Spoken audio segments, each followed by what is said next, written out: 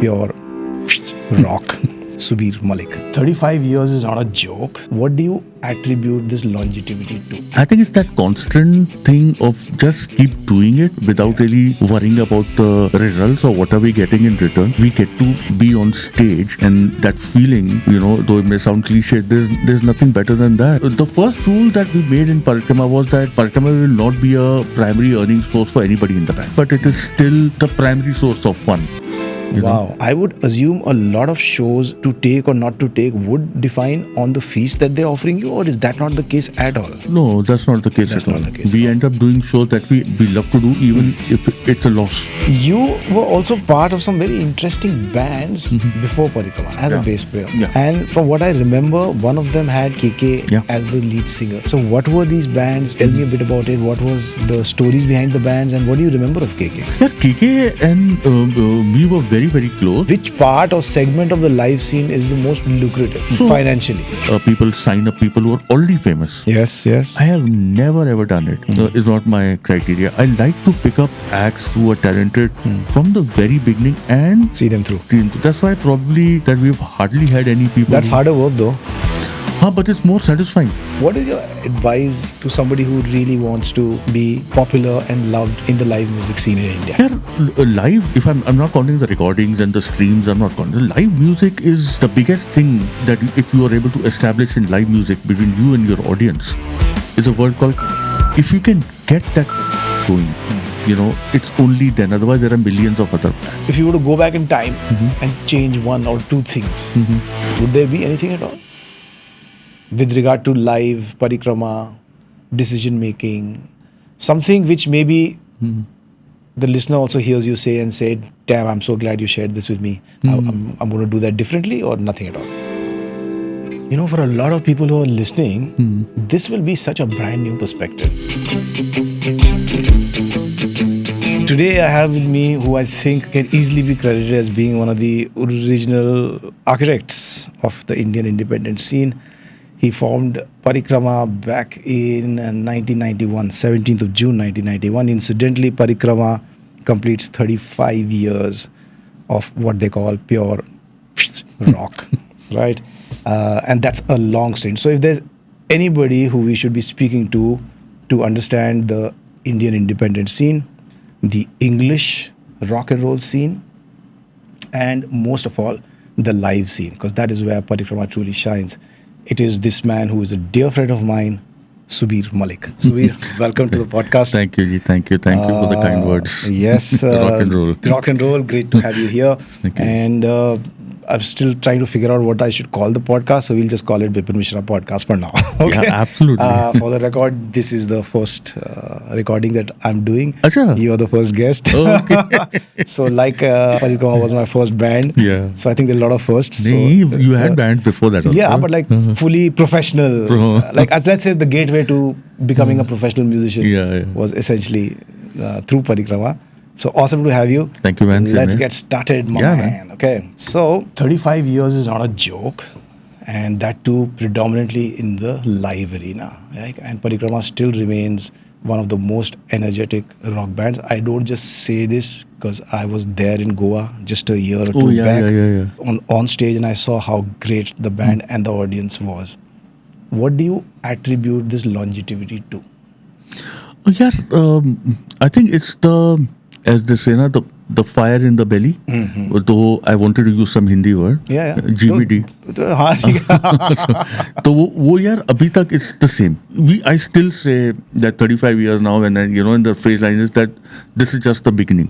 Yeah. So I think it's that constant thing of just keep doing it without really worrying about the results or what are we getting in return. We get to be on stage, and that feeling, though it may sound cliche, there's nothing better than that. I agree. I meet so many friends, Baba, who were our contemporaries way back in the 90s and stuff like that. They really missed the stage. Yeah. Lagta hi nahi hai yaar, it's a long time. It's been great fun, and it taught us so many things. And about the longevity part, as you asked, I think it's still that everybody is so busy in their life, because that's the rule that we made in Parikrama. Which is? So the first rule that we made in Parikrama was that Parikrama will not be a primary earning source for anybody in the band. Yeah, interesting. I was going to come to that. Yeah, so tell, okay, fine. So that actually is an interesting point Yeah. because maybe when you don't put financial pressure on what you do, you continue to have fun with it. Absolutely. See, we somehow realized this 35 years ago. So in the initial parts when Parikrama was formed, we talked a lot. And one of the major things was that time indie pop was coming in 92, 93 in a big way. Great music, Silk Route, Lucky Ali.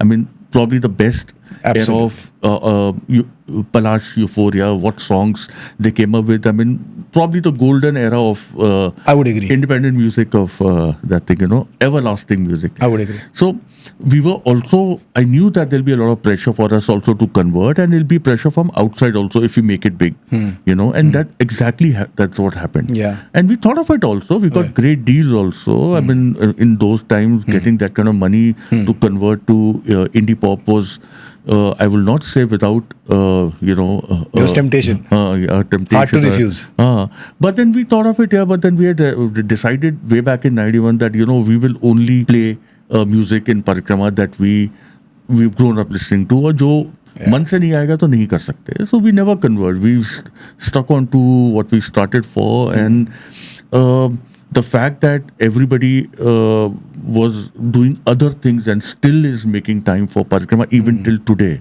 is, I mean, when you were there, you used to come from Vasant Kunj and all way back to Model Town. Way back in the 90s, it was not as it's today. Correct. Correct. It was like... Yeah, it was rock and roll. Even the riding there was rock and roll. I still know, And yes. now also Saurabh comes from Gurgaon se bhi pata nahi kahan aage se, and Yeah. he makes the time effort. for rehearsal. Mittal comes from Meerut. Wow.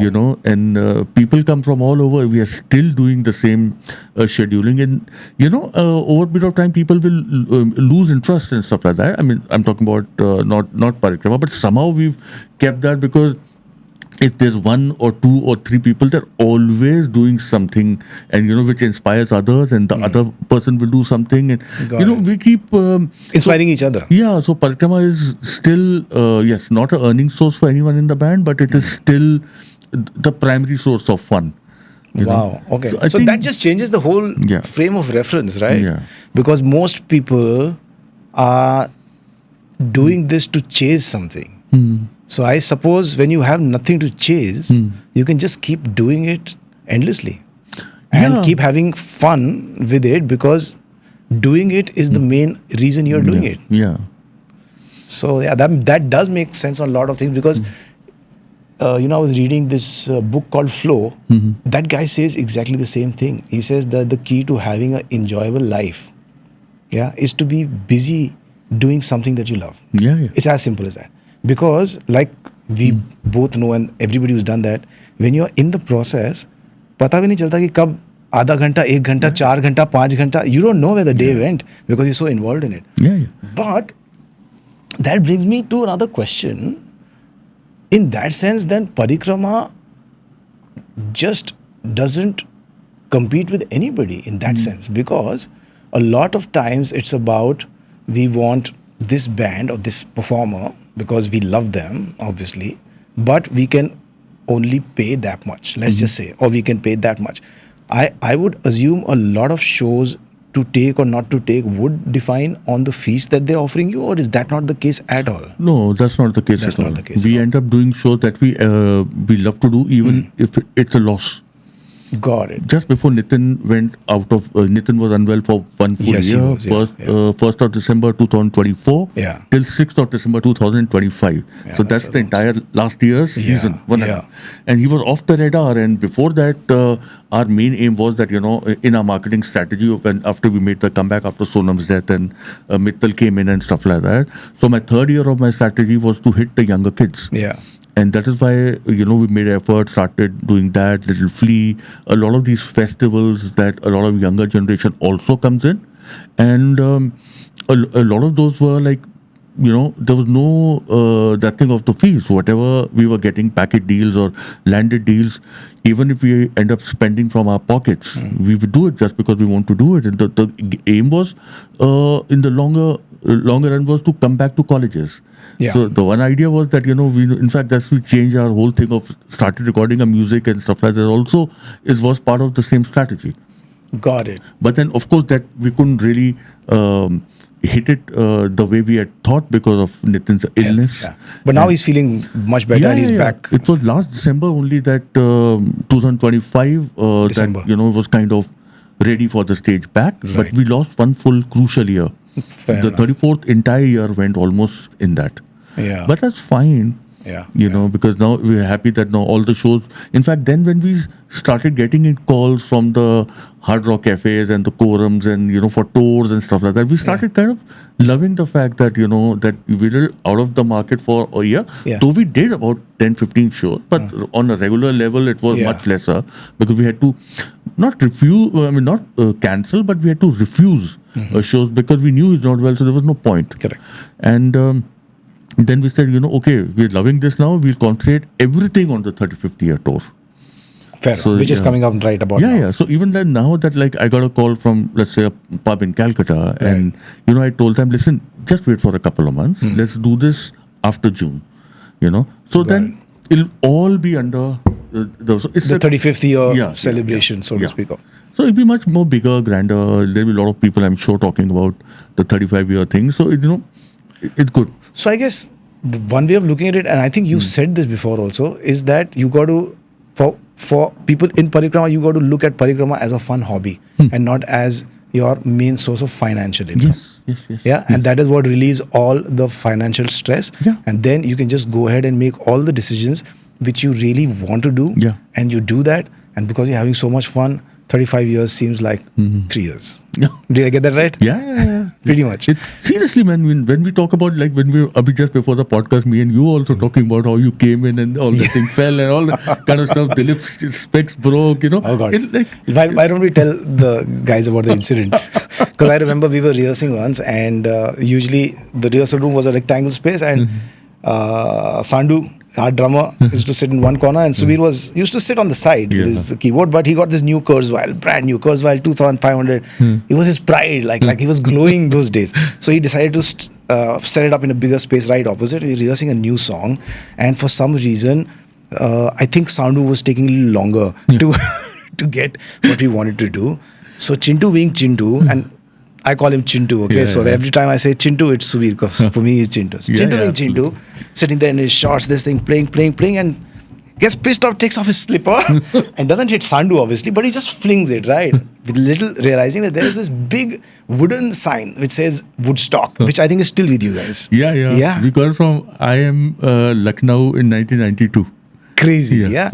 Now, okay, so that itself is like a vintage piece. Anyways, he hits it, that thing is hanging, and it drops from where it's hanging and hits Sandu on his nose, breaks his specs, and then Sandu gets livid, okay? He takes off his shoe, which is kind of tight. So he takes off his shoe, and Chintu is like, don't do it, don't you dare, this is a new Kurzweil, dude, I just got it. And wham, the shoe lands up, and the Kurzweil opens up. Yes, fucking pin drop silence in the room. Is this like the start of World War V? Crazy times, man. And so many of these incidents, Yeah. See, that the fact is that, we have so much to talk about. Too much, We too can much. do 50,000 podcasts and still we'll We won't. remember, something or the other. Like this incident, I didn't remember. While speaking to you, I just got my memory refreshed. But you got to agree with that. I have been feeling this even more and more.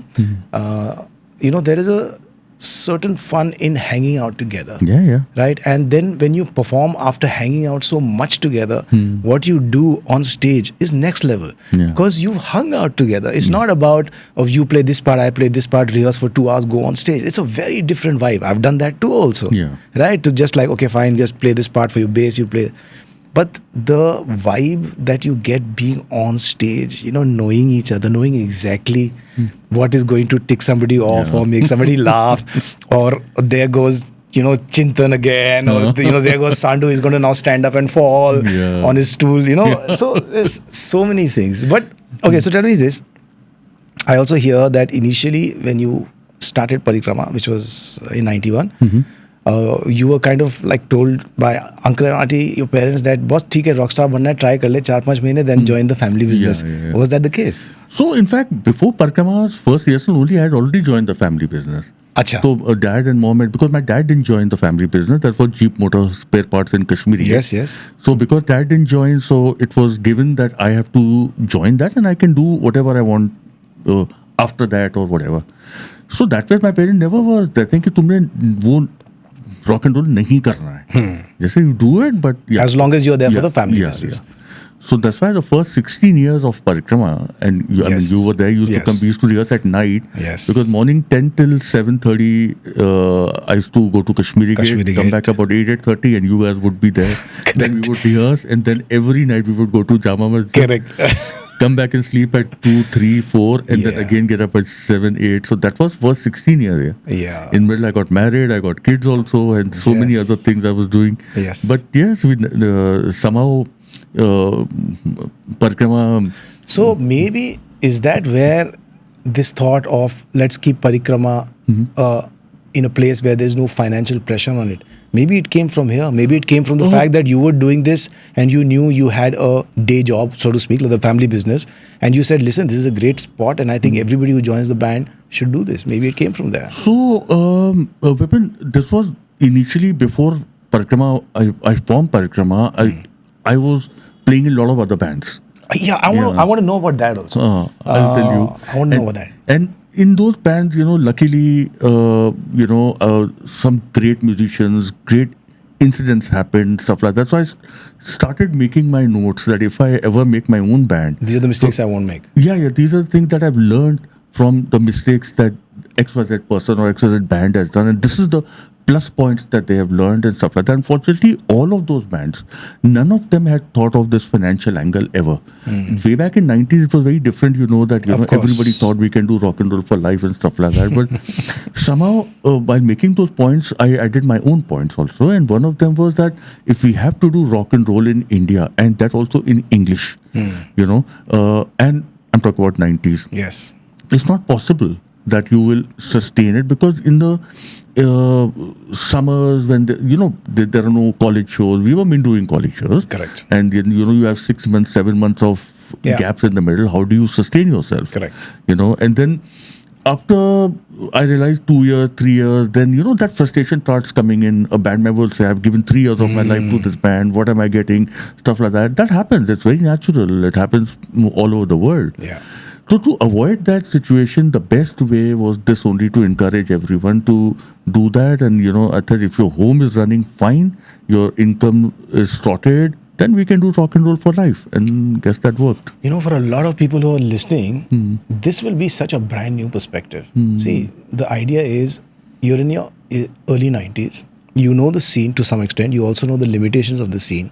You're damn sure you want to do the scene. So instead of putting pressure on the scene to say we'll go all out, and then like with everybody else that we've seen, 2 years gone, 3 years gone, 5 years broken up, 8 years broken up. It's been the case. We've seen so many people come and go, and so got to give you credit for being able to see it like that, because I don't think even till today people are seeing it like that. Even till today people are saying either or. You just told me before the podcast you were speaking to some guys who want to come back into the scene. Yeah. And they are still thinking of either or. We are in 2026. You thought of either or, let's do both together back in the early 90s. Yeah. But, Vipin, I was doing a very odd thing. Motor Parts was very different. Of course, I did a lot of other things also. That, fireworks in shows. Yes. CD duplication, tape duplication, millions of things I had to do, because I had that fire throughout. Because Kashmiri Kid was not like that I was going for 8-10 hours. Probably I was physically there, but then I was not needed in that kind of a business. There was no intellectual challenge for you with that business.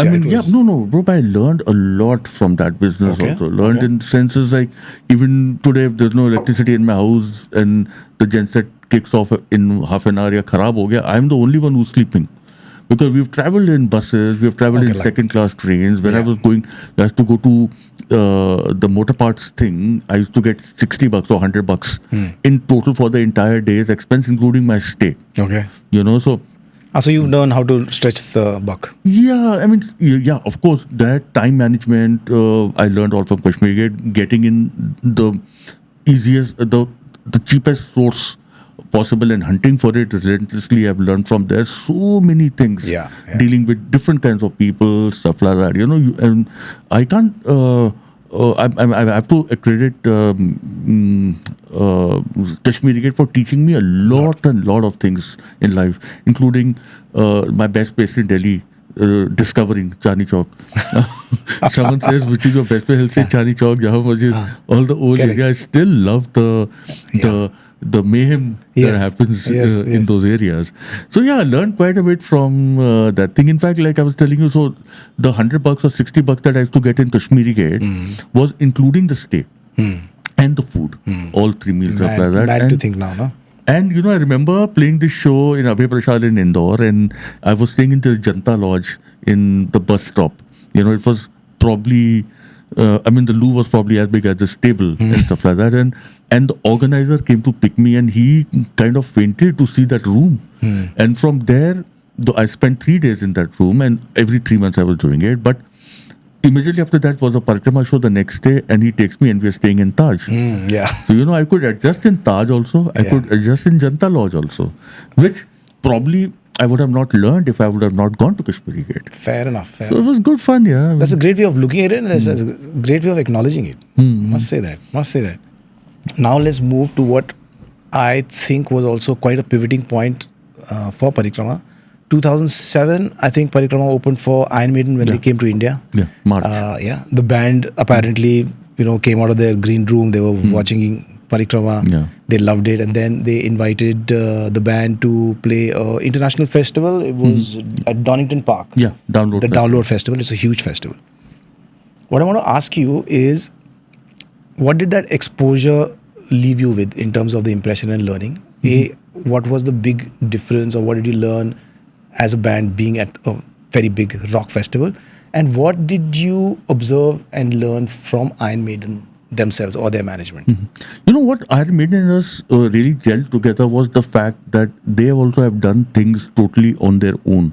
They would never get radio airplay or something. I'm not saying Parikrama never got that. We got that.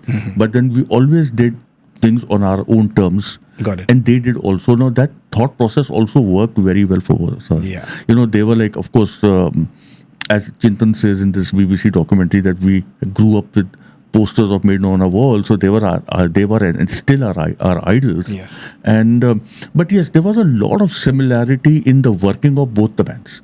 Got it. We learned quite a bit, and so many things we learned from that tour. Vipin, like we never thought in Delhi when we used to do the pub rock festivals, cycle sab jo karte the and stuff like that. Correct. Well, we had the same drum kit, same amps, everyone using stuff like that. It doesn't work like that in the pub. So I still remember playing this in the same tour, which entirely made an arrange for us. Camden Underworld is a pub we played. Okay. And Saxon was playing with us also in that show. There were 4 bands, and every band would get their backline and get the drum kit. Nothing was shared. But the stage was big enough to have 4 simultaneously, or they would remove and put? It was a pub show. Wow.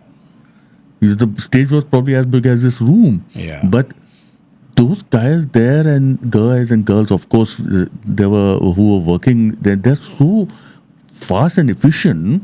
So we were told about this by this guy, and we rehearsed also. And we actually got our entire thing down from, I don't know how many hours we would take, or not hours, whatever we would take. We got it down to about 7-8 minutes. So in 7-8 minutes, we had 10 minutes in total. So in 10 minutes, the band is expected to get their amps on stage from wherever they're holding, set up the drum kit, put the mics back on the drum kit and the mic. The crew that they had in every pub Right. is a different world. In what way? Oh, they would set up things so fast, and even though we took our own sound changer from here, but then we would let their engineers because do he it knows the because environment. They know. So we've done you get a time for sound check. Yeah. Initially, you will do that, but it's like as fast as. Remember that 14th of February 98 we did the show in Goa when Monga was the sound engineer? No, I don't. Oh yeah, of course. Where When, that Baraf came and we where did one song. yes, I remember that. You know, I remember. and I still remember the incident and stuff like that. Usme the sound vendor that time was like, okay, play bass, tung, done. Done. So you're getting a signal means sound check is done. Yes. And here, in the same amount of time, they would do that, but also they knew exactly. So they would set you up in seconds. You know, so we learned so much from there. And in terms of the timing, you know, of course, Parikrama was very strict in the timing. We would Always never, punctual. Very Always punctual, yeah. Never take any other artist's time. Yes. Even if our time is lesser, we would always vacate the stage for the next artist. Yeah. If we were supposed to end at 8:30 and the client would come and say, no, we have extra time, you do at 8:40, only then we'll do 8:40. Otherwise, 8:29, 8:30, we will Correct. be off stage. So, as a respect to the other. And this I've learned a lot in the shows that have happened now also in India. A lot of things have improved. Abroad, if the time is 8:10, the show will start. 8:10, it will start. Yeah. It is not 8:11. Yeah. Very rarely you would find a show abroad, whether it's a small show or big show, that will be delayed can be because of some other reason. So a lot of things we learned. Punctuality, efficiency, and the Yeah. fact that everybody gets their own backline, even if it is a pub gig. So we were not used to it, but it was the the teamwork within the band, because everything was thought of and designed. That okay, bass drum and extra that you will get, this we will get, this we will get. No worries. And we backline Put it up ये करेंगे, and then हम वो उनका भी crew used to help us, no? So yeah, it's a different world here. Super awesome. So again, a generic question to do. What do you think has changed significantly in the live scene in India? Do you think anything has changed significantly? And I mean it in a broader sense. I mean, it could be the process of getting a show. It could be the way the live industry curators or whoever it is that gets the artist. If it could be that, it could be in the technical development of both, sound, backline, lights, or any other thing that comes to your mind. But live scene way back in the 90s too, Yeah. there is a huge difference. Yeah. Especially in infrastructure, Yeah. professionalism, the kind of shows that are happening, the kind of festivals that are happening. I mean, you see the amount of international acts that are coming in. Yeah. That the Yeah. production, it's now world level. Yeah. Way back, if you would see a foreign amp or a foreign Correct. XYZ in the 90s, it was like, Yeah. I still remember one show where KJ Singh had come and did sound for us. Yes. And Kakkad and Indumati had done those anars with याद है वो पूरे अनार लगाए थे, मिट्टी के अनार with pyrotechnics, and we had taken the sound from there locally, and we were staying in this. This was which state was it? Where was it, the show? This was Lucknow. Lucknow, okay. And Chintan played his bass guitar, and the amp fell and it got fire. Yes.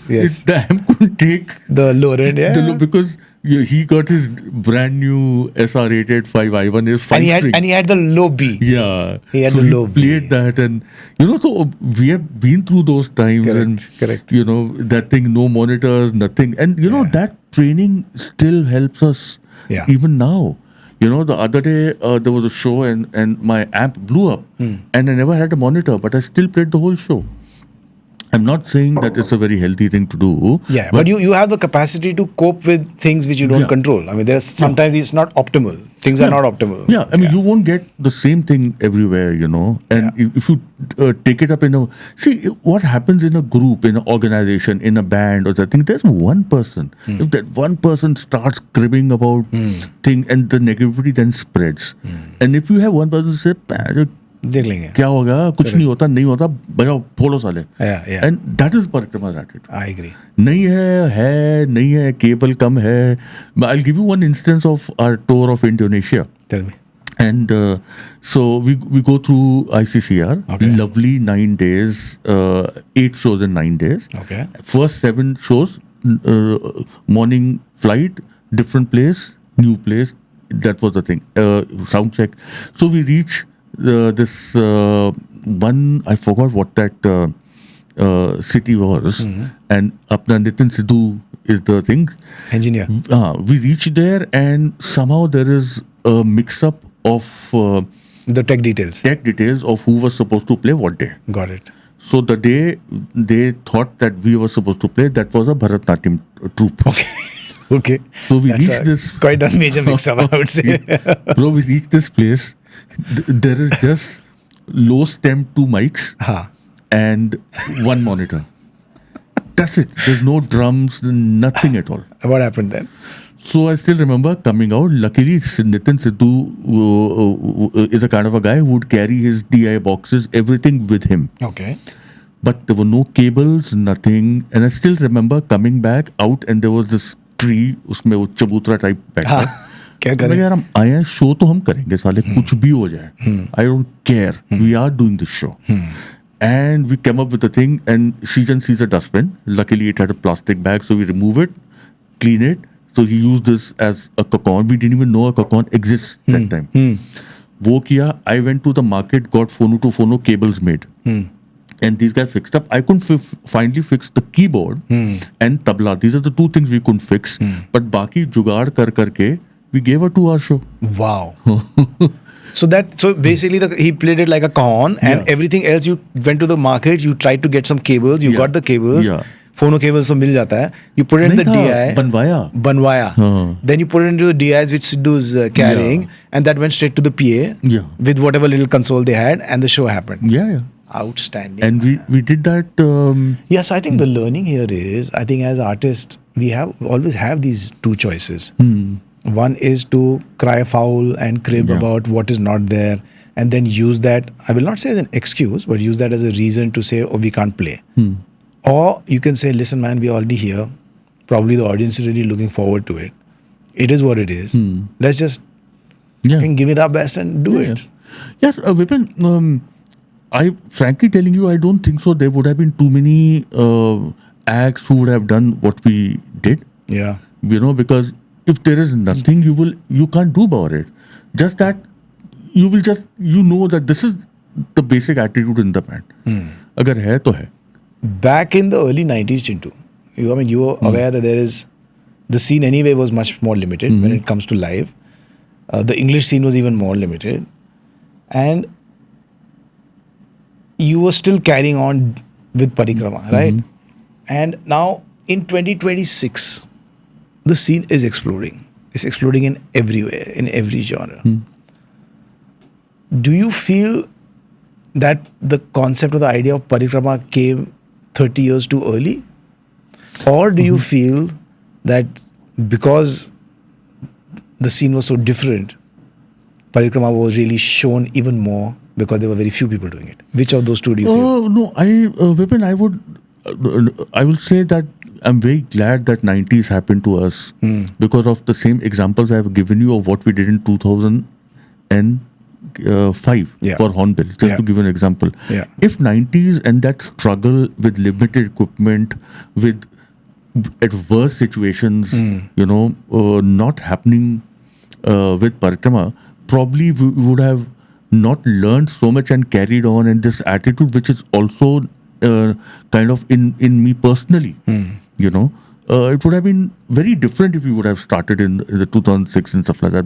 Because we had never played on quality amps, we never had quality instruments to begin with, but of course that was a separate thing we did for Parikrama. We learned to adjust in so many different things. True. And that made us probably better people in terms of, as I told you, personally as well.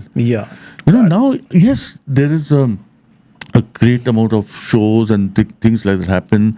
In fact, I personally think that if Amit Sehgal Saab would have been there from RHA, he was probably the sole, not the sole, but one of the few pioneers. People, absolutely. Pioneer, and a huge supporter of Indian rock. If his untimely death wouldn't have happened, things would have been much better for rock and roll.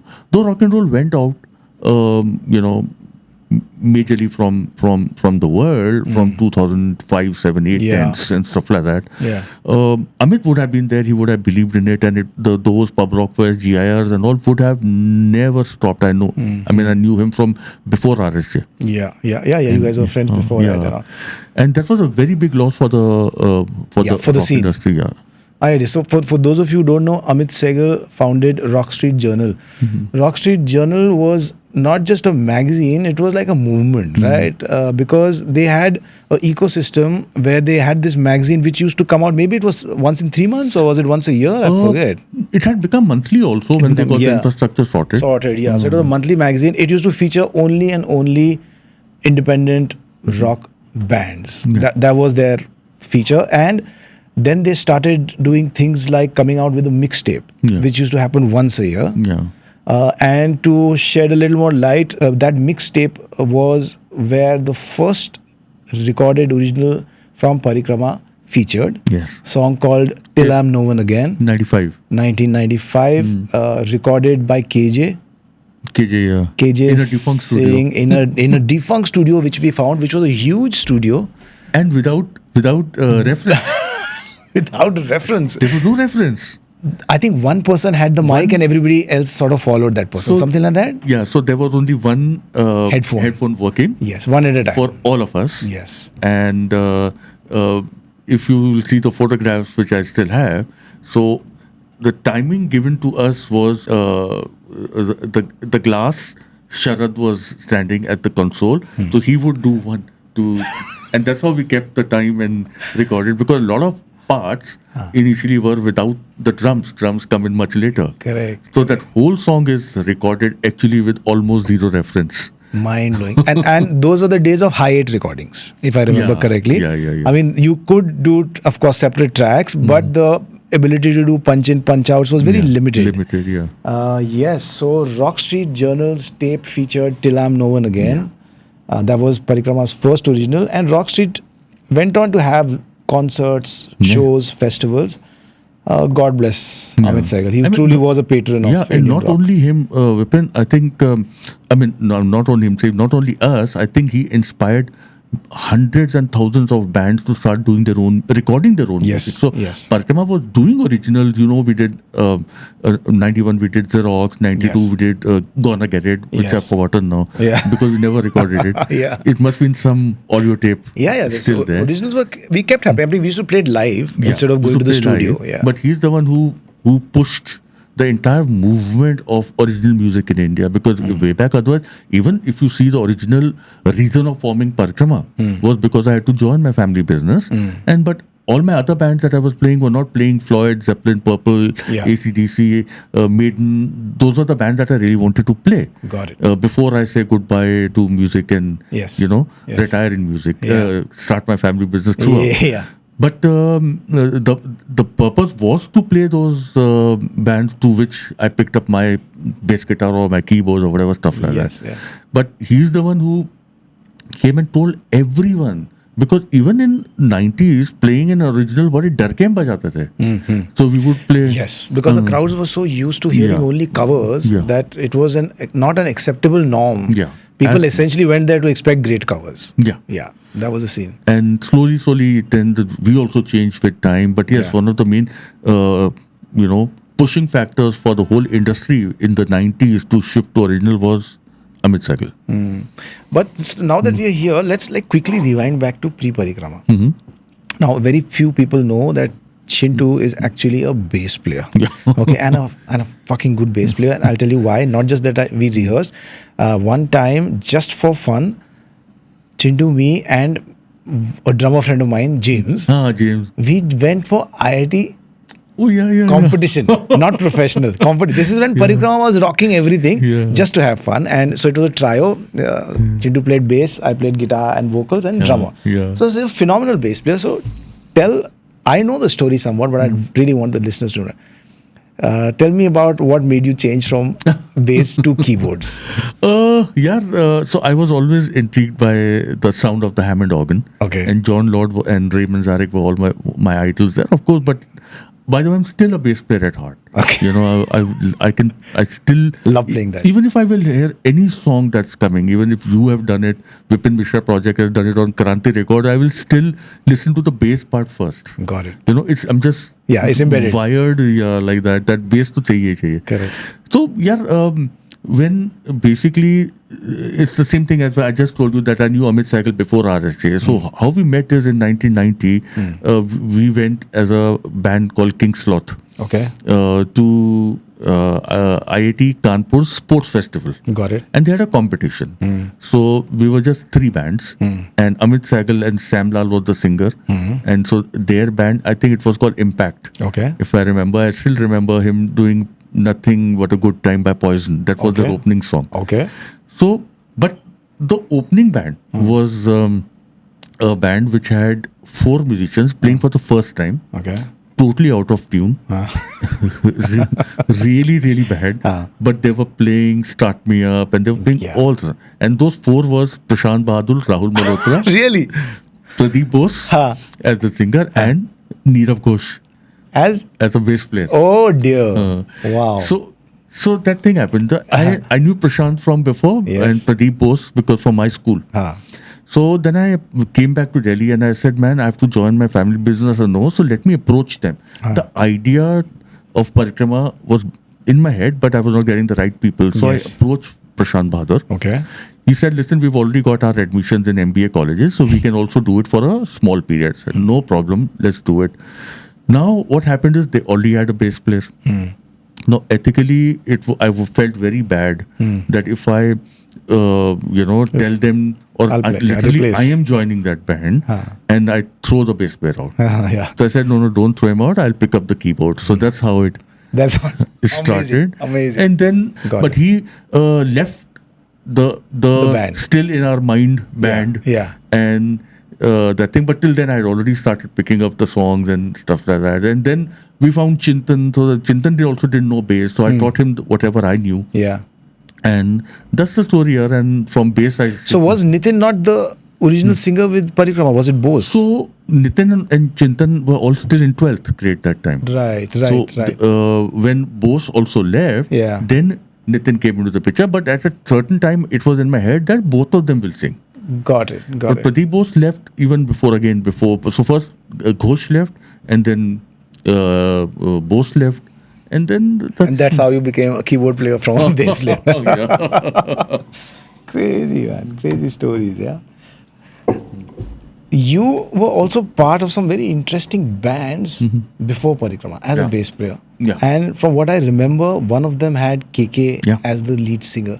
So what were these bands? Tell me a bit about it. What was the stories behind the bands and what do you remember of KK?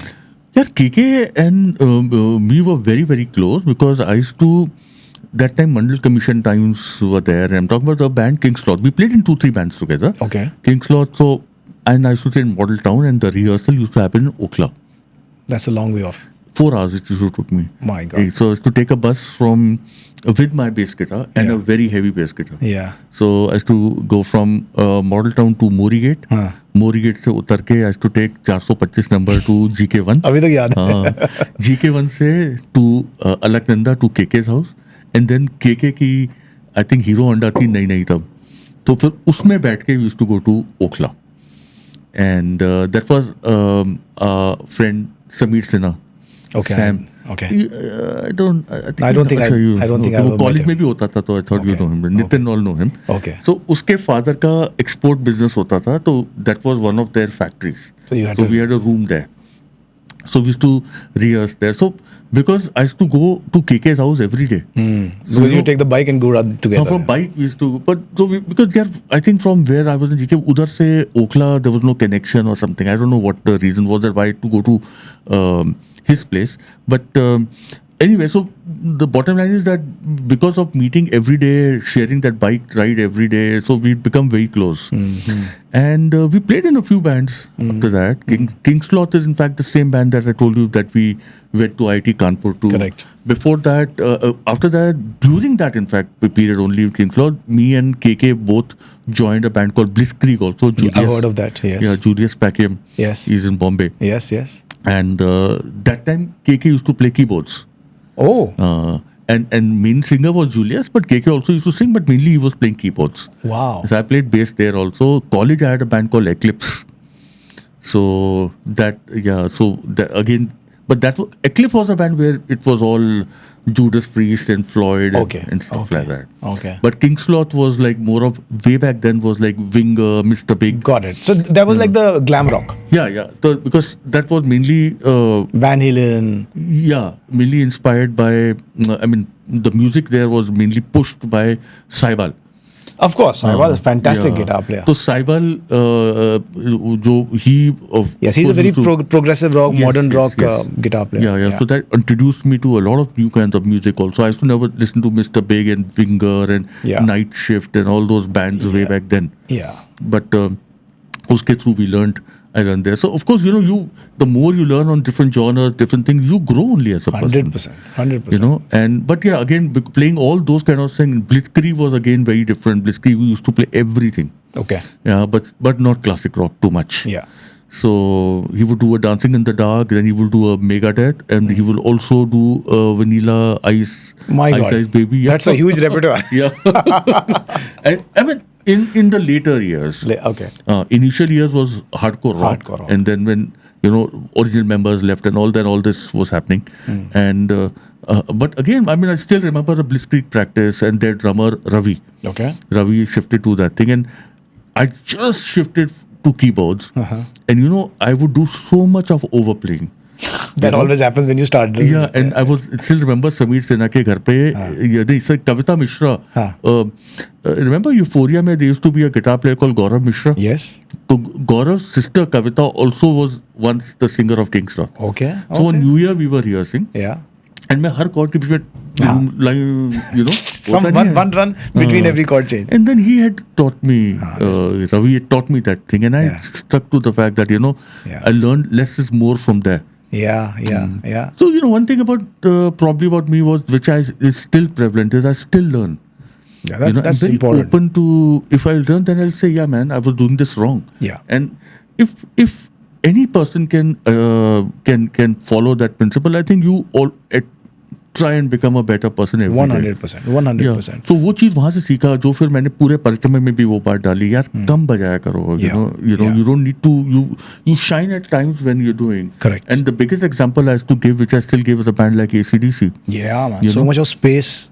So and yet so powerful and big. When Angus Young is doing everything, Malcolm is probably one of the best rhythm guitar players I'd ever seen. And that, of course, the drums. Look at the drummer. What is he doing? Straight. No. Imagine Kakkar playing straight.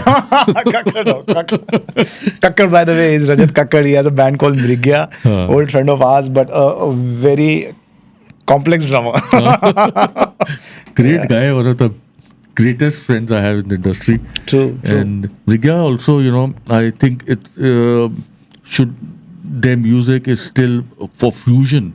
I will always count Mrigya as my best band. Okay. Amazing band. Just that they just don't like stick around together, play as much as they should. They should. Yeah.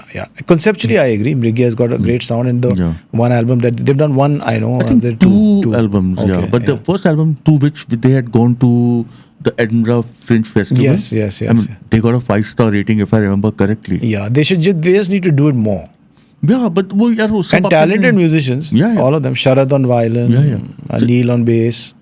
So it's a classic example where everyone, let's say Mrigya, is doing other things to earn their thing. Probably they got it from because most of them were Parikrama members only. Yes. But they couldn't stick in together. Whereas Correct. In Parikrama, we were doing separate things, but we have stuck together. That's totally different. I think it's a big difference. Yeah, but musically, great band, great sounding songs. I agree with that. So the other thing that I wanted to ask you is, I remember we were the first band to have a web page, probably, right? And in those days, a web page was a big deal. And I think we were also one of the first bands to put a digital download of Till I'm No One Again, if I remember correctly. Correct. And of course, Chintan was the whiz kid in our band. He used to do a lot of this. He was quite a geeky nerd, being a rock star, but he's very fond of tech.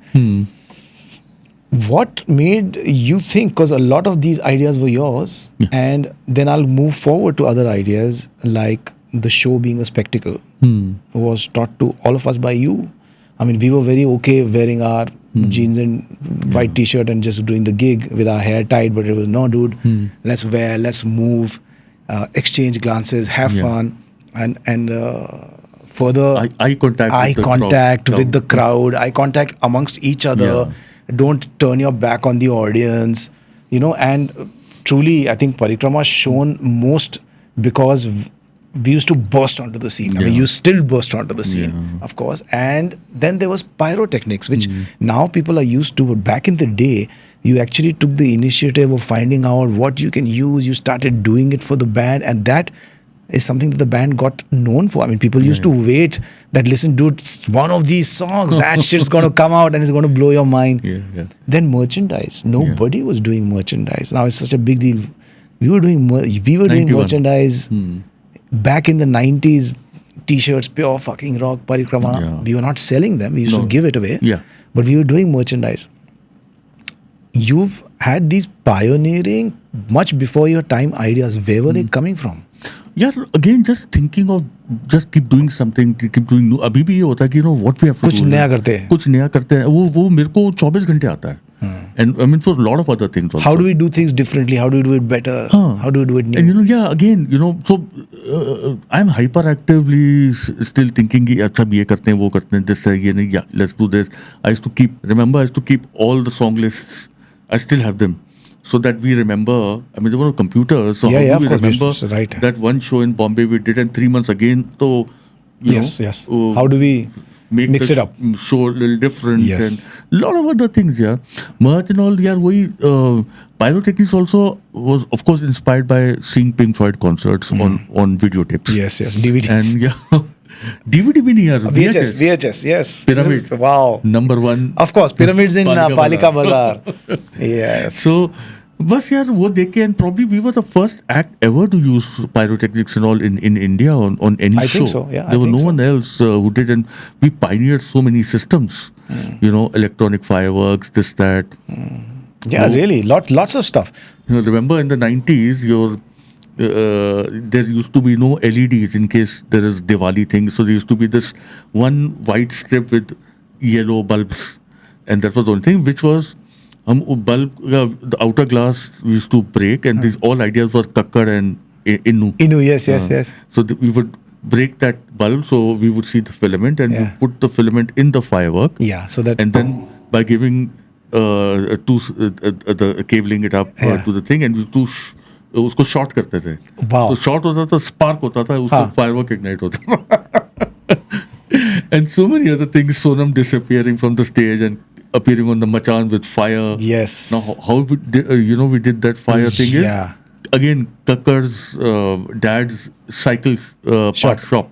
Then? So he told us that there is this cycle का जो tube repair करते थे ना, punchers. That glue. That glue, that is really, really inflammable. Yeah.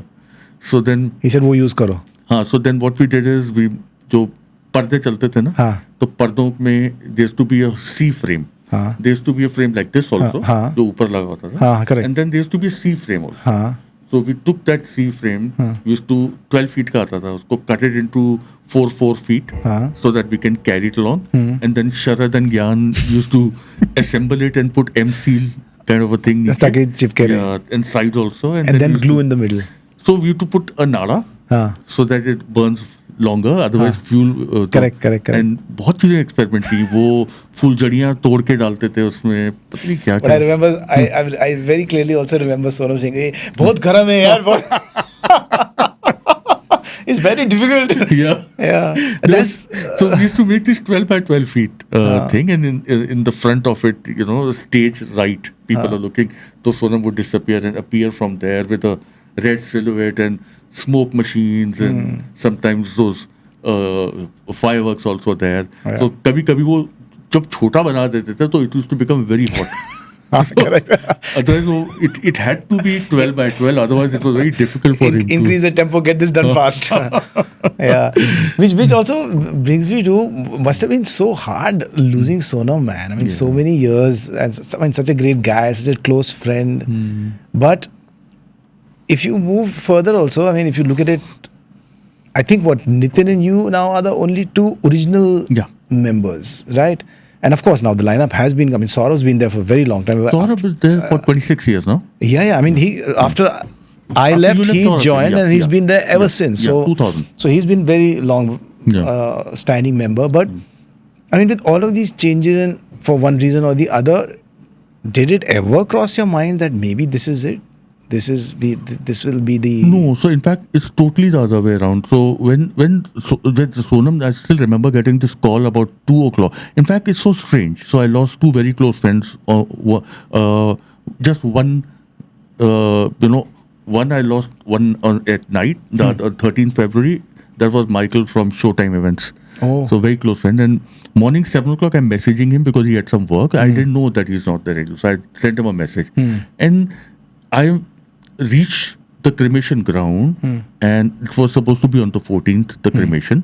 I reached there and I see no one, and then I call up my friend. He said, "Oh, sorry, I forgot to tell you, his son couldn't come, so we shifted it to the next day."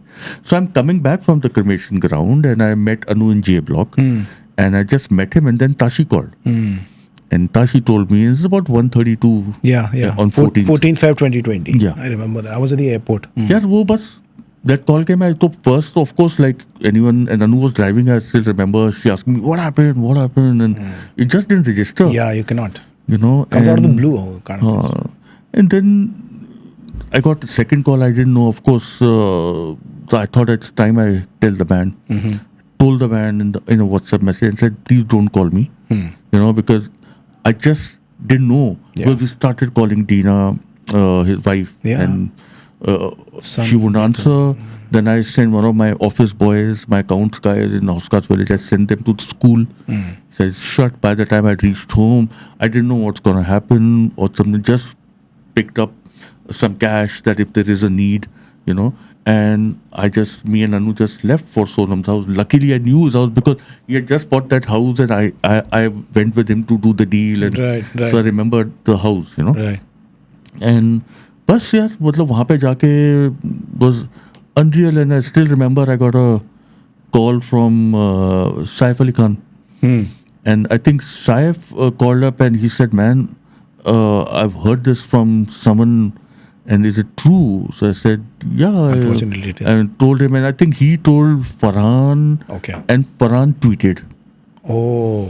And that's how the whole world got to know. The moment Farhan tweeted, उससे पहले तक हमें खुद ही नहीं पता था यार Yeah. what to write. I mean, we were not mind frame to make Correct. posts. Yeah, absolutely. And then next day morning, me, Tashi, Luke, we all left for Kalimpong. And Anu also came the next day for the service and stuff like that. Everybody was Shaken, we just didn't know what to speak. But पूरा रास्ता मैं सोचता रहा यार, and I stayed a few extra days, and then we came back at the airport. The flight was delayed by 3-4 hours, and I said, "No, I can't do that. I have to call up." So I called each and every band member, told everybody that, "Listen, this has happened, and as cliche as it may sound, Sonam would kill us if we fucking stop. So we have to carry on. So just get your things together. I'm coming. We're having a meeting, and we'll do a rehearsal." बस यार वो मैं वापस आया हूँ, and then हम started writing new material, a song also to dedicate to Sonam, and then COVID happened. Yeah. Now COVID. This was just before, because this was mid 14th Feb, and I think COVID struck at 24th March or something. They had that lockdown. So 22nd March, if I remember, was Sunday. 22nd or 20th of March was the first one-day lockdown. Yeah. And then 24th March was unlimited lockdown, whatever happened. Yeah. So yes, that also gave us time to, and that's the time when I actually started revisiting all the old audio tapes, all old emails, and I bloody realized that we have so many originals that we don't even know. There was one original, buddy, that we've all played, and no one even knew that वो कौन सा गाना है, उसका क्या नाम है. Way back, if you remember, IIT Delhi's and all, we used to get, if Hero Honda was the sponsor, we had to make a song. I know. Yeah. 40-second jingle kind of thing we used to make. I know. तो कभी वो jingles होते थे, कभी वो पूरे गाने होते थे. And sometimes they were songs, yeah. I said, "Man, this song is sounding so good." I will record it on the phone from the tape like that only, yeah. and send it to the band, and I mean, there were some songs only Saurav remembered. Yes, we have done this song, and then we realized we have hundreds of songs Yeah, yeah. that we don't even remember. Actually, we don't realize it, but being in music, especially in a band, live management, travel, coordination and contracts, recording, it's a lot to cope with. No, it's not easy to stay organized. No, It's fine. It's fine with you. Never felt any pressure. होता ही नहीं है. Mom भी मुझे ये बोलती है यार. Because this is physical. No, it's not like so. Okay, this podcast that we're doing, 2 people, infrastructure hired out. It's very easy to do, but like a live gig, band members, and you are still managing in every aspect the band. Yeah, I've got a wonderful crew now. Okay. I mean, we always had wonderful crew, and my thing is very simple, Vipin. Once I get the correct person, I'm out of that department. Yeah, then the person takes care of it. पहले I used to put my nose in every damn thing because there was no departments. So like suppose we get Nitin Sidhu as a sound engineer, just to give an example, and he's really good and stuff like that. Then I will make very clear with that person, don't even involve me. Take your own calls, just make sure everything is great. I'm going to put you in touch with this guy. Now it is your job to set, you have any problem, you get stuck, then you call me. And trust me, there was a time, remember जब हम करते थे on stage जाके हम thank you भी बोलते थे, sound vendor को भी thank you बोलते थे, सब कुछ बोलते थे 90s में. Yes, absolutely. अब मुझे sound vendor के नाम ही नहीं पता होता है. Yeah. Because you're not in the if scene. I need it, I will call up Raka or Sidhu or XYZ and do or thing or like overall whether it is ticketing, this, that, all that XYZ. Like we have Rohit, we have other people now who will handle all that stuff. And with my thing with them also is that okay, initial call, getting the business, all that kind of stuff. I still do the whole overall planning, thinking, talking. Once the deal is structured, then you pass it on. Take care of your department. So that's how I run the other bands also in Parikrama, the premium live bands where here. Tell me a bit about Parikrama Inc., right? Incorporated, but Parikrama Inc. is what it's called. We didn't know what to. Fair enough. Extension. Correct.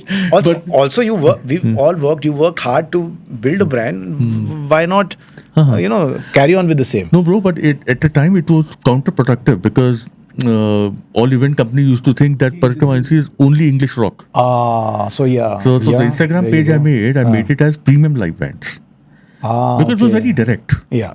It's a direct thing that we do live bands and we do quality live bands. So, what is the kind of, let's say, genres and all that you're dealing with, or the lineup like, and which part or segment of the live scene is the most lucrative financially?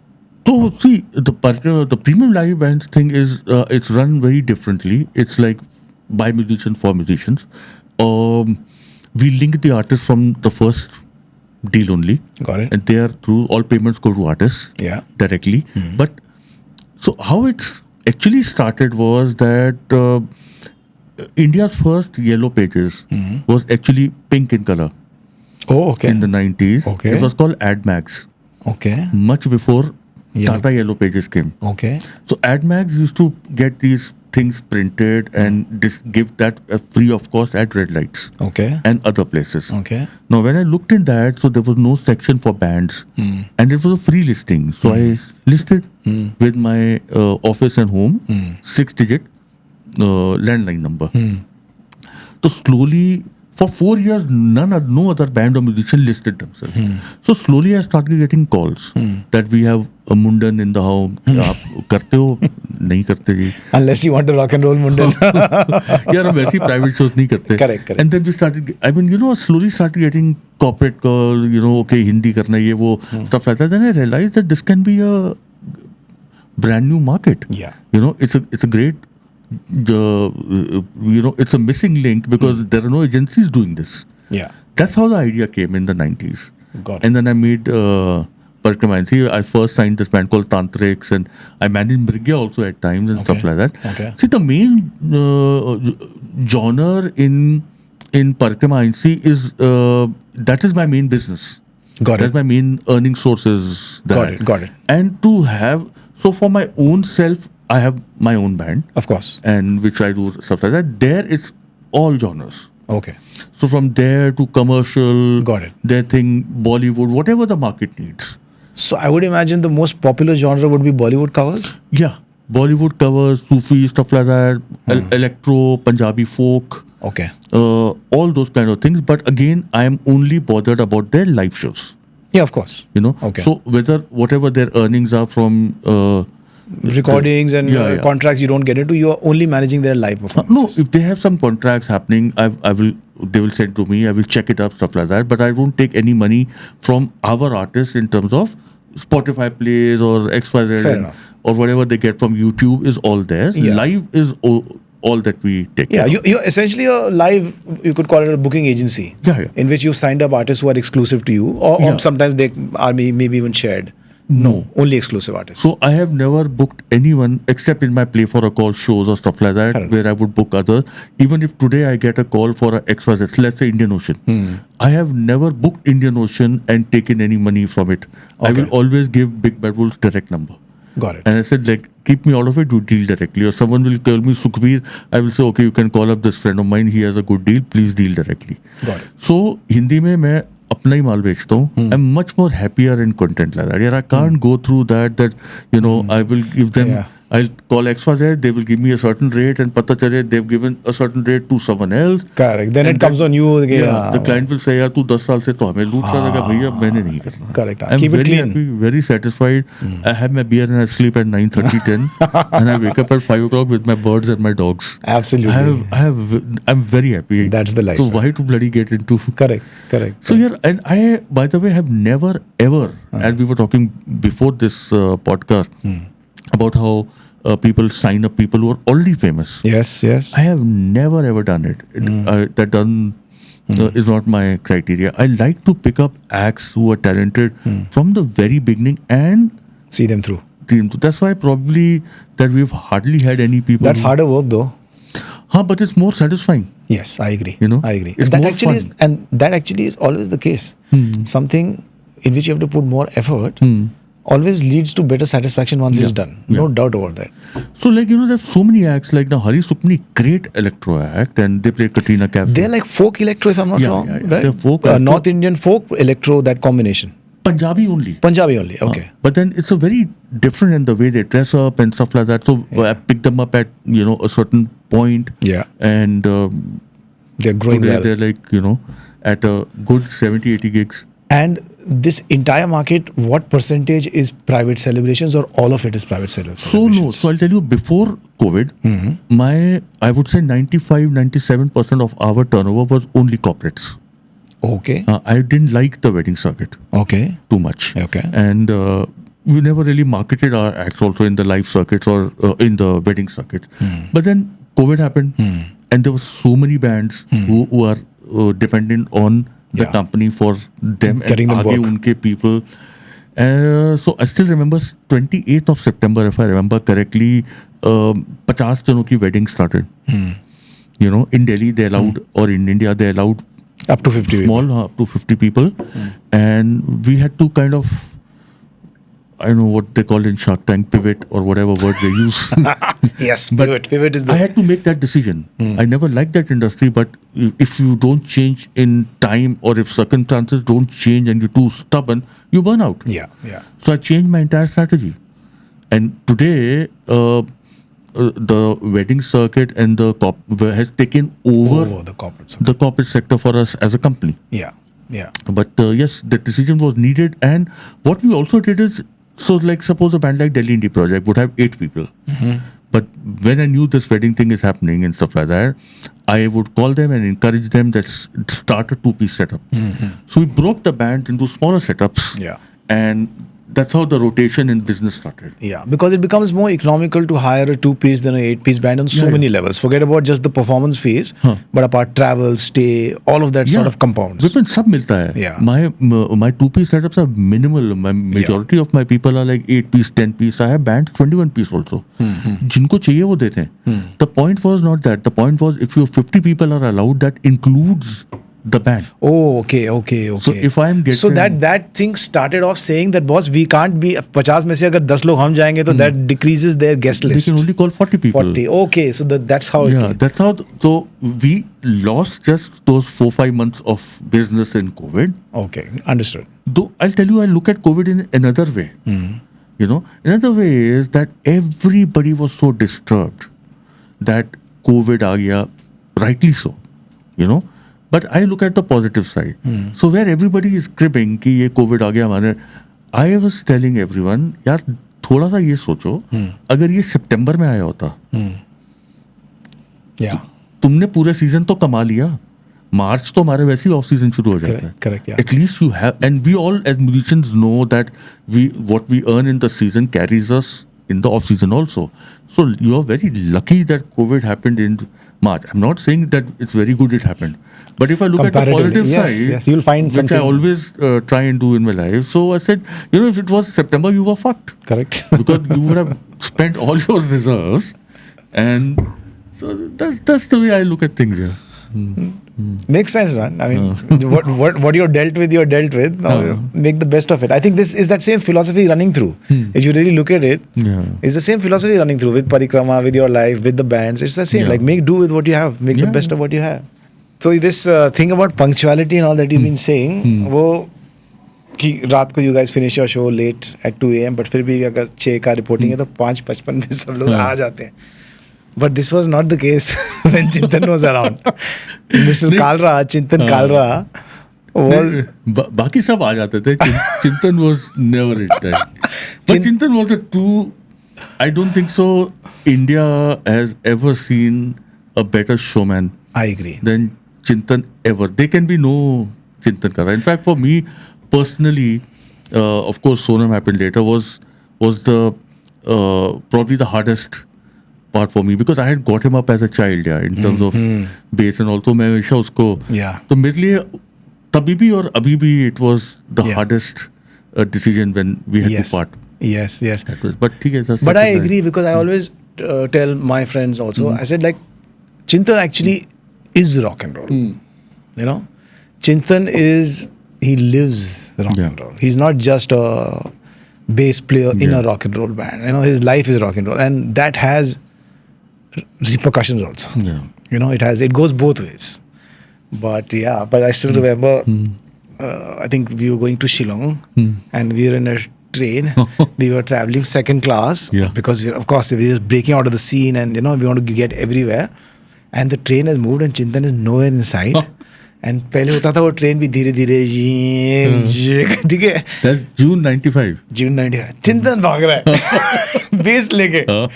कल आजा ये ले base.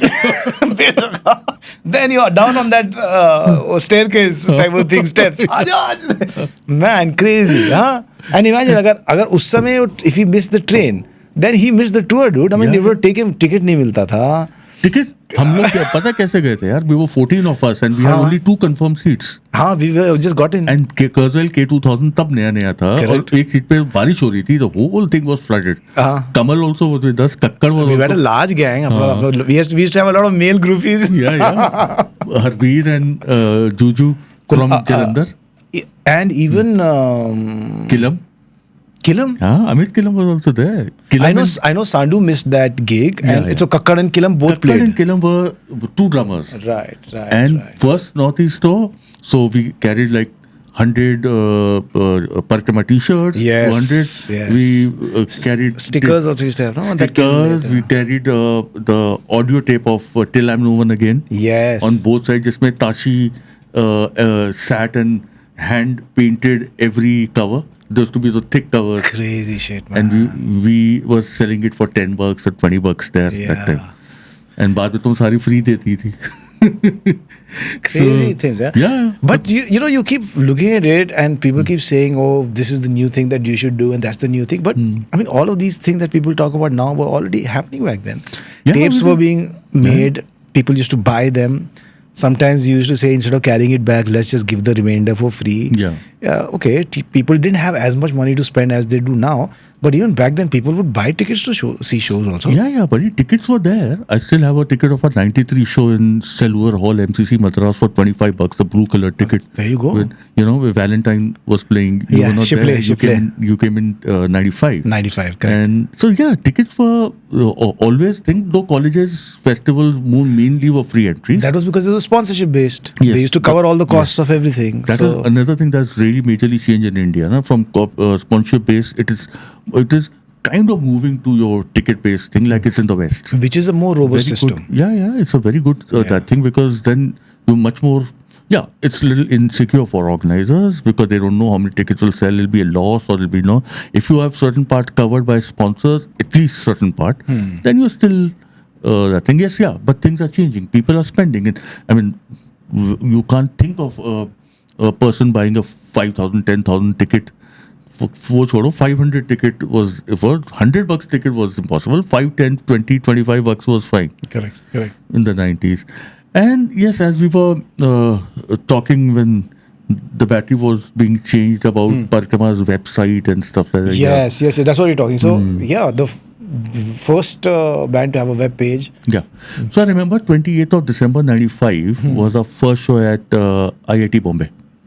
When was this? Mood Indigo. 28th of December 1995. I remember that clearly. Yeah. That was the first gig we had in Bombay. Yeah. Yeah. So IIT Bombay, I still have that love for that place because that is the thing that exploded Parikrama to pan India.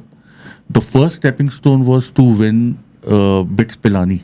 That happened in 92. Okay. And this was another one that made us pan India. Yeah. Because it was the biggest festival then, one of the biggest festivals, but that really helped us. Yeah. It's after that, and I still remember it was, show was supposed to stop at 12 and we got the stage at 12. Okay. We were initially told by the director 2 songs. So when we started, the first song was a 1 hour medley. Correct. I remember clearly. Yeah. And I remember the reason why we did it is because I remember Bombay is famous for what? Man, Joe, start the fucking music. So that happened, no? That happened, but when we started, there was no scope for anybody to do anything because it was, I think, 45 minutes, 50 minutes long medley. Yeah. And by the time the medley was over, the crowd was won.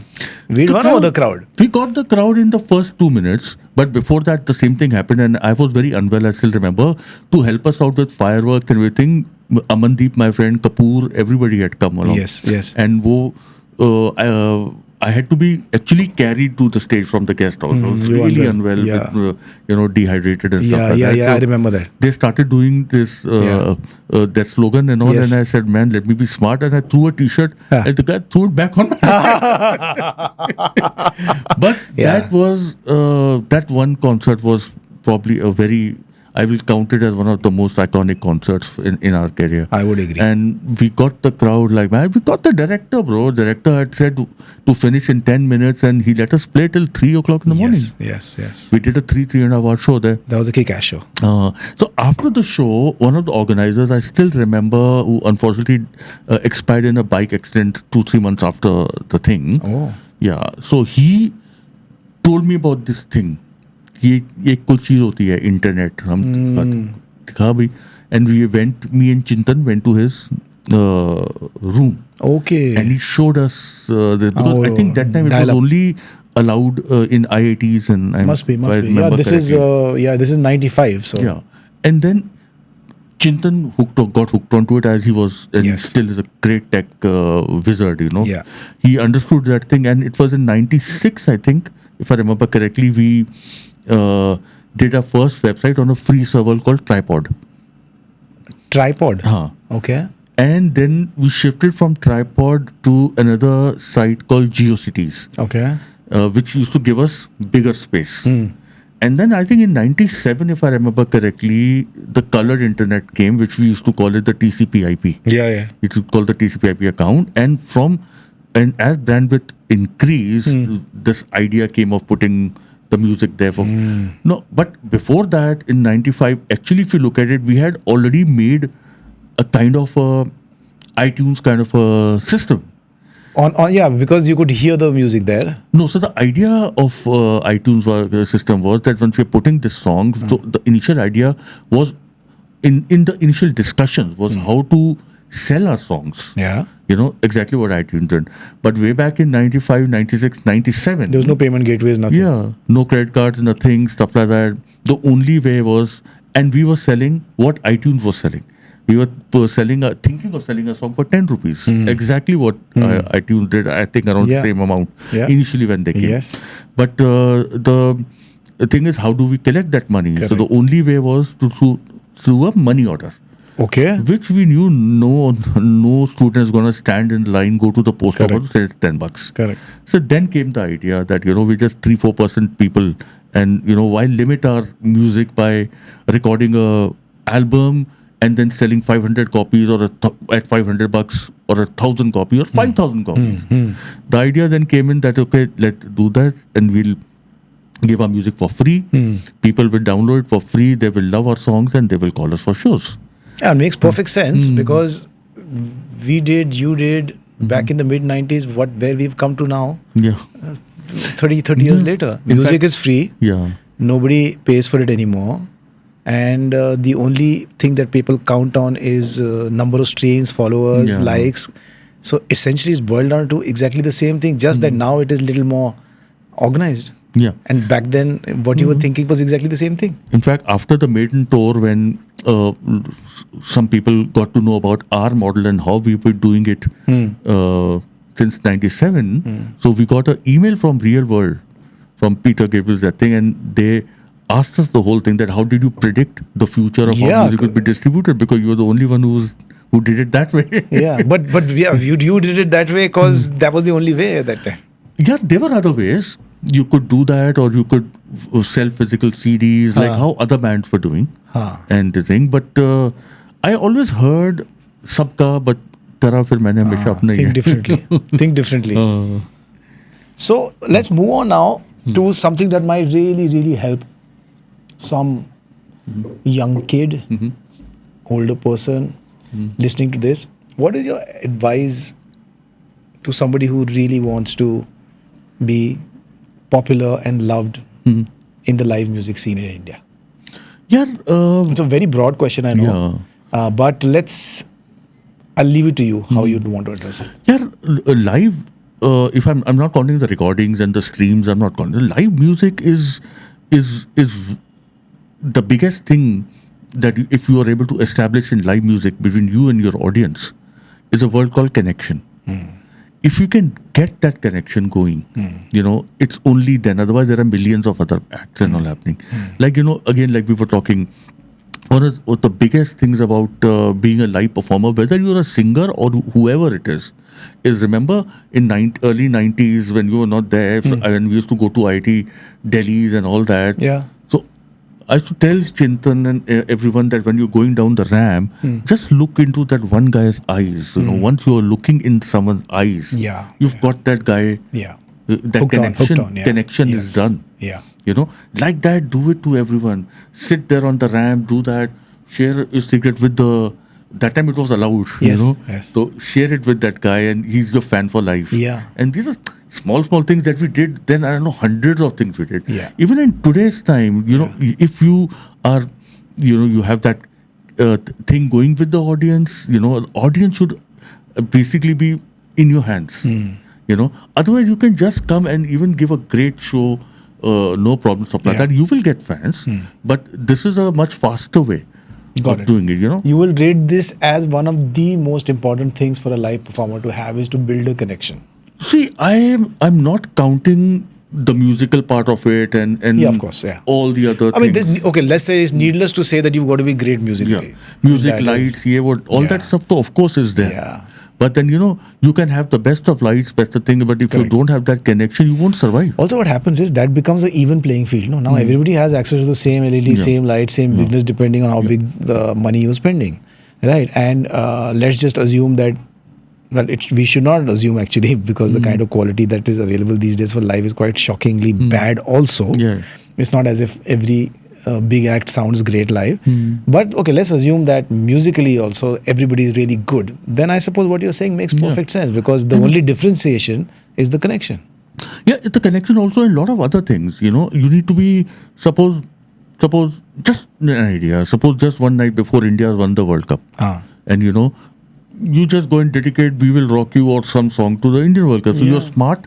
You're using emotion that's already in there in all your audience. Very smart. You're only enhancing it. Absolutely. Or like in the 90s when playing originals, we also used to get scared initially. Suppose we're doing Xerox.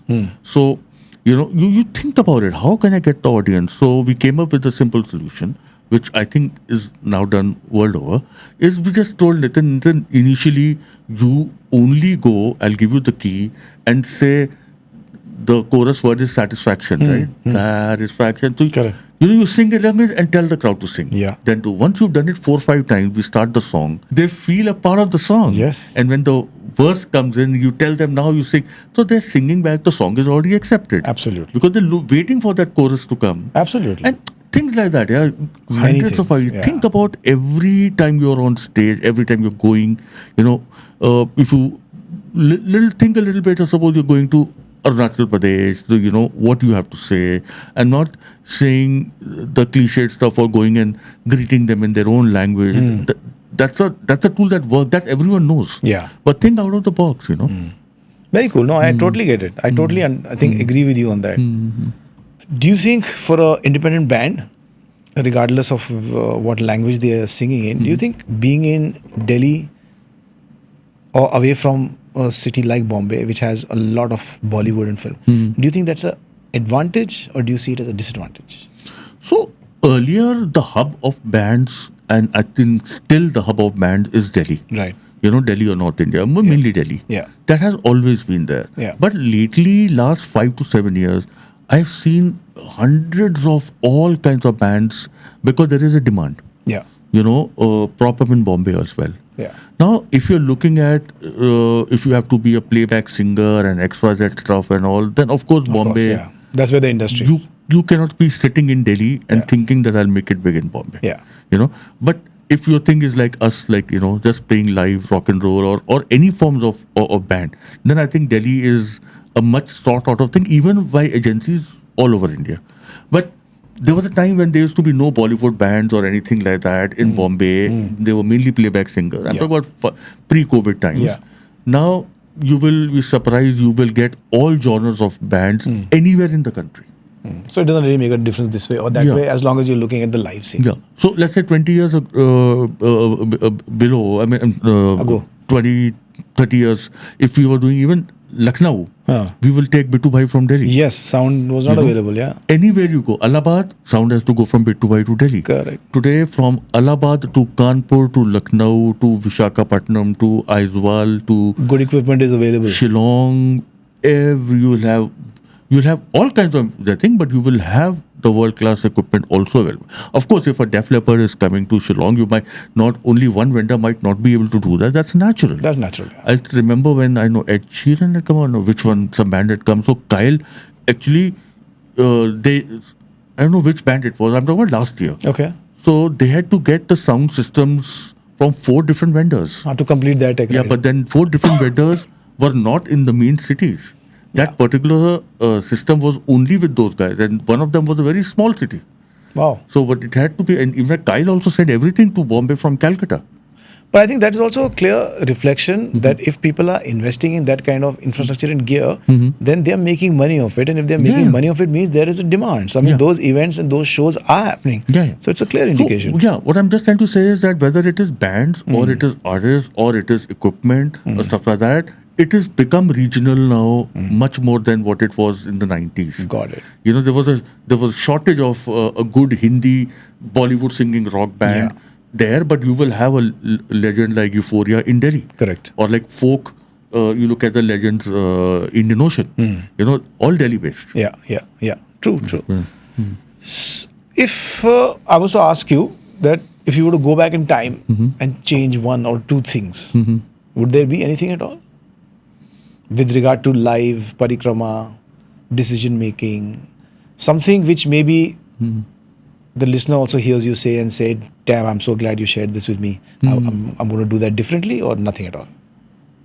Yeah, I really don't Nothing comes to think mind. so. Yeah, actually, I've never even thought of it like that because, uh, seriously, Going back in time, would you change anything when it came to sticking with Parikrama and the life so scene? probably I would say the only thing that I would have done differently would have been probably started recording our originals, what we're doing now, probably 10 years before.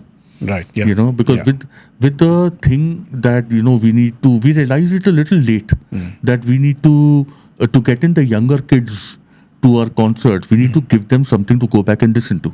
Right. Again, we are not a band who is bothered a shit about how many streams we have, or we don't even look at it. Yeah. I don't even go and look at the. We were just talking. I don't even know at the revenues what comes. You know, I'm not bothered. Yeah. So my aim is not that. My aim is only so that only when your songs are heard by the younger kids will they come to your concerts. Absolutely. And we took it upon us when they said rock is dead, rock is dead. Yeah. So we came up with a t-shirt called rock is dead, ? Fuck you instead. I know. I saw You know? that. That's great. So we came up with that, हम तो younger बच्चों को rock and roll सुना के ही रहेंगे. And I'm glad, bro, it's making a comeback all over the world. Not only is. suddenly, you see so many, and suddenly you see so is. many colleges calling back Parikrama. Yeah, yeah. In fact, just a few days later from today, I don't know when it'll be broadcast, but yeah, we're playing a show in Calcutta. Yeah. Another college gig, and another college is already fixed up in Vellore. One college is fixed up in Bombay. Last year also we did ISER Bhubaneswar, and it was a big question mark to me because I would actually ask the kids that, listen, we are coming in, so what do we do? I mean, most of our songs are not recorded, but they said, no, we listen to all your bootlegs. So we did about 80% originals and about 20% of the songs that the kids had requested. Yeah, so I think it works both ways. Yeah. Audience comes and loves your gig, they should have something to go back and listen to. Exactly. Also, audience listens to your material, they look forward to coming to your gig. Exactly. It's all that thing, yeah. And probably we should have done it 10 years prior to. 10 साल पहले तो खैर था भी नहीं float by or something like that, for our own satisfaction, Yeah, but we are doing that, though we still hate the studio. It's very boring. Cool. All the kids are writing back. Awesome, yeah. And also, this number since 1996 has been the same, no? is on parikrama.com. So Very cool. kids Have you still get in touch. Even on our Instagram, Vipin, even till today, पहले भी मेरी आदत यही होती थी. पहले तो there used to be no Instagram. So we used to have this thing on our website called a guest book. Yeah, And leave your... I remember calling Mahesh Tanaikar and Uday Benigal on landline that, yes, lovely playing with you at Rock Yatra. Can you please... और हर बार जाके मैं back करता था कि please leave a comment. Yes. And then we used to reply back to them. Correct. Same thing, same habit. Instagram still I handle mostly. And every person I reply back personally, even till today. Yeah, that becomes very important because when somebody is taking out time to reach out to you, they want to be seen. And when you reply to them and they know it's not a bot reply or it's not a generic reply, that makes them feel special. And most no of doubt them, about it. a lot of them don't believe that we have replied back. Yeah. And then even a lesser, when 2 or 3 in 100, when the situation comes and they will ask that, Was it really please you? tell your band member, that, because they think that some agency is handling. Yeah. So then I write, no, it's me who's replying.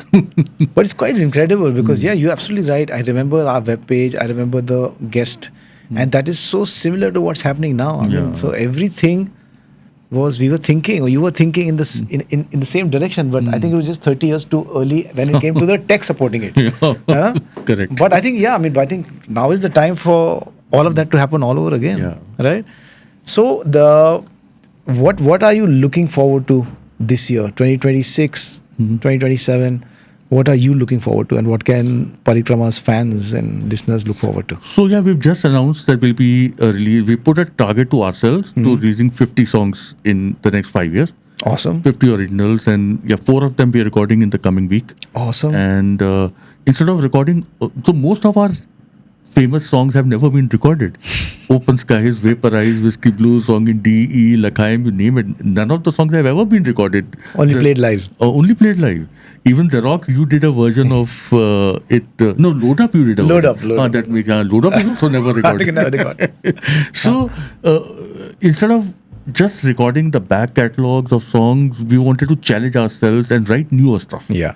So all the releases we've done except Open Skies live version Right. from iRock have been all new songs. Demons of Time, the Translucent Night, a lot of stuff like that. So here also now the song that we're recording, and in the middle when Nitin 1 year was unwell, as I told you, and couldn't do. So everyone see, it's exactly how happens in the band. So then, when one person is down, the rest of the other people get charged up and they pick up. So the song that we are recording Abhi is made by Saurabh How cool. after a long time. Yeah. One song called Take Me Home, which is about a biker coming from Satal to Because he Delhi. rides also. Huh? Is No, that this is that so he and Nitin have written the song called Inside My Skin. okay? Inside My Skin. Okay. That song is mainly about anxiety and Okay. and stuff like that. And this other song about riding coming back. That I have written. Oh wow! So I wrote Xerox initially. Is this the first song you're writing? No. So Open Skies was me and Sharad. Xerox was there. Yeah, Open Skies I remember was you and Sharad. Gonna Get It, me and Nitin had written. Okay. And Sonam. Xerox was totally I had written. Okay. So after in the early 90s, we found the combo of Nitin and Sonam as the best for the band. So then I started concentrating on the management and other sides, and we left that thing to them. Yeah. So it's only after Sonam's death that Abhishek Mittal, the guitar player, fit in very well. Yes. So he was the one instrumental with writing a lot of songs with Nitin. But when Nitin fell ill for the entire of the last season, so then all of us picked Stepped up. up, yeah. In fact, I gave it up to all that in a good way to the other people in the Yeah. band also. So our violin player has written the song.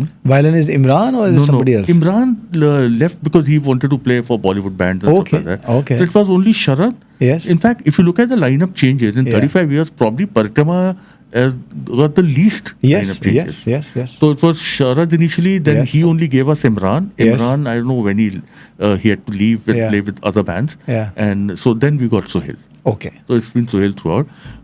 One song which we still have to write, we call it tentatively the disco song. Okay. That our flute player has written. Wow. That's But you know what? Towards the flautist as well. Yeah. Okay. I've written this song called "Take Me Home," which is a very sing-along countryish. So I have taken upon myself to write simple songs with good melodies in 2 chords, 3 chords. Absolutely. Those are the best ones, man. Instead of making it very technical. No, those are the best Nitin ones. all are doing the all heavy metal kind of stuff. So it's still a mix. Yeah. So Take Me Home is about a rider who's coming back from Uttarakhand, from Satal to Delhi. Okay. And how he misses things there. So it's kind of a personal song. The lyrics also, in fact, that lyrics also. So Mittal was playing this riff, Huh? and I picked it up from that riff, which was recorded on a phone shared in the group, Right. and I wrote a song on that. No lyrics, nothing. But The entire chordal structure and the melody. no, it was just one riff he had done. So I wrote the melody, wrote the thing, basically thing. Chorus नहीं हुआ था अभी तक खाली. सब कुछ हुआ. Then called him home. We still do it that way. We can't do it all over the internet. Got it. Then you hung out together. You say, इतना हो गया अब आगे क्या करते हैं then? So वो हुआ and हमने बजाना शुरू किया and बजाने ही Chorus अपने आप came. chorus आ गया. Yes. So the chorus is also made. So Yeah. kind of both of us did that song. And now Nitin is back. He's just written 2 great songs. Saurabh has written another new song. Wow. So, but yeah. A lot of new music to look forward to. Yeah, in fact, all the songs that I'm telling you, just 2 is what we are recording. Nothing, and 2 are brand new songs also. But the others written by the flute players, we still not touched them. So they're ready. So a lot of music is there, and पुराने भी यार कितने गाने are not recorded. I told you even. So enough material and more Yeah. to develop, and you just need to take out the time from the touring bit to be able to keep doing this. Because that's the only thing. Yeah, only if we would have a home studio, we would have been recording much more stuff. Yeah. We are very lazy in setting up a studio time and then going and doing. And Yeah, I can imagine. Yeah. I personally still don't know how to operate or record my stuff. if only I learn what you do. Yeah. क्या होता है Cubase or हाँ, whatever you yeah, call yeah, it. yeah. चलो, that's तो वो रहता है फिर. Then we'll have a tutorial for you. Yeah, I'm very bored of this. Bored of technology it. Yeah, stuff. actually, there's 90s, nothing- in 90s, I remember MIDI had just come in, Yeah, and I yeah. would MIDI to keyboards and do Yeah. chote wale keyboard, do a lot of stuff. Yeah. Now I'm very happy with my 2 piano tones, no Huh. editing, nothing, 2 organs, Huh. 2 string parts, nothing more I want in life. I think everybody realizes that the simpler you keep it, the better it is. It's just that much more usable, and it's that much more applicable, and there's zero anxiety involved with all of that process. Totally. I think Take Me Home is something that even I look forward to, because I love to ride, I love to travel. So we look forward to that. But anyways, Chintu, it's been awesome. Okay. Good fun, man. Good Rock fun. and roll. Lovely conversation. Thanks. And wish you, Parikrama, and everybody all the best. Thank you, buddy. Not just this season, but for the next 35 fucking years. Yeah, man. Okay. And yeah, keep the rock and roll flag flying high. Yeah, man. As we say, we'll die with our boots on. Yeah, So we're not retiring. Absolutely. Cheers, buddy. Cheers. Thank you, man.